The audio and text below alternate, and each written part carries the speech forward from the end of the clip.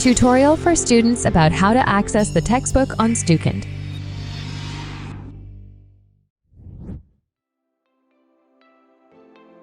This brief guide was designed to explain how to access and navigate through the textbook on the Stukent platform. When you begin the course, your professor will send you an email with a link and access code for the platform. Click on the link and enter your institutional email. Click on the Submit button to continue. Fill in the corresponding blanks with your information. Do not forget to accept the terms and conditions. Click on the button to enter the dashboard. Click on one of the links of available resources. Enter the access code in the space provided. Click on Continue.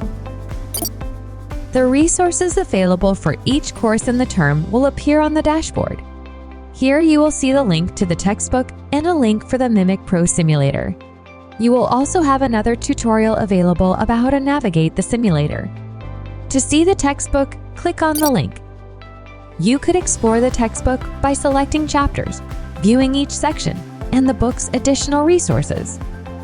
You can search specific terms by using the search bar or navigating page by page with the buttons.